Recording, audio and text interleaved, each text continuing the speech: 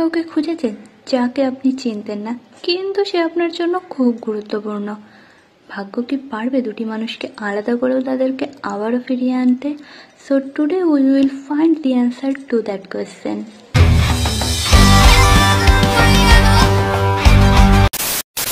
আমি তনু, আর এটা আমার চ্যানেলের প্রথম long video. And if you want any anime facts and drawing videos, so subscribe my channel Tanu's Creation. Hello guys.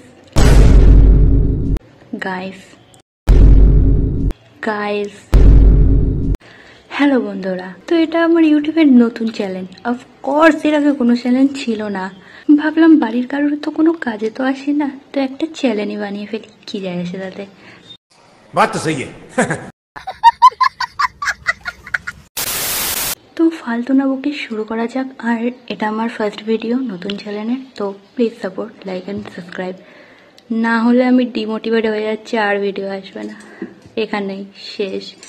Okay. So আমি ভাবলাম আমি আমার ফার্স্ট ভিডিওতে আমার লাইফের ফার্স্ট অ্যানিমে সম্পর্কে আলোচনা করি।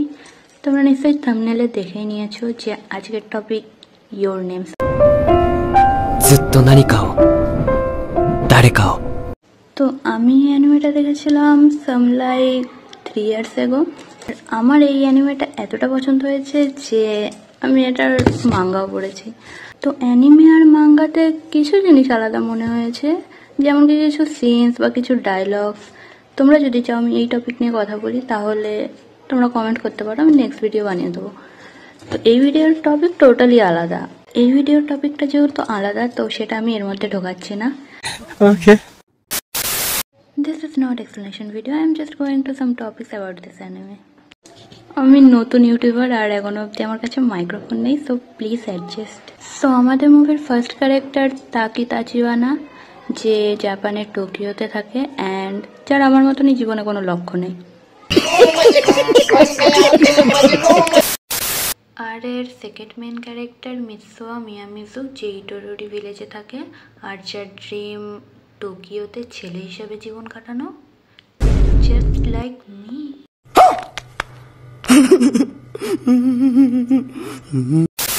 ও তারা তাদের জীবন কাটাচ্ছিল আর হঠাৎ একদিন একটা মিটিওরাইট এসে পড়ে, যার জন্য তাদের দুজনের মধ্যেই একটা পাওয়ার চলে আসে, জাস্ট সোল এক্সচেঞ্জ। তাদের শরীর একই থাকে বাট তাদের আত্মা চেঞ্জ হতে শুরু করে। তো এই এক্সচেঞ্জ চলতে চলতে একদিন হঠাৎ এটা বন্ধ হয়ে যায়। তারা একে অপরের সম্পর্কে ভুলতে থাকে, কিন্তু প্রিয় মানুষ স্মৃতি যতই ফিকে পড়ুক, প্রিয় মানুষের কথা কোনোদিন বলা যায় না।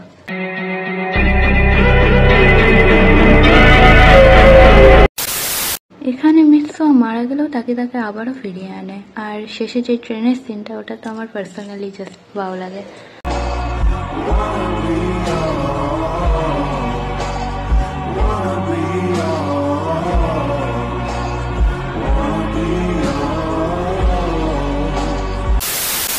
যারা এই মুভিটা দেখোনি তারা গিয়ে দেখে আসতে পারো, এই মুভিটা ইউটিউবেও অ্যাভেলেবেল আছে। তো এই মুভি দেখার পরে আমার পার্সোনাল ওপিনিয়ন এটাই যে প্রিয় মানুষ তখন সে যতই দূরে থাকুক না কেন, তাকে কোনো মুহূর্তের জন্য ভুলে থাকা যায় না।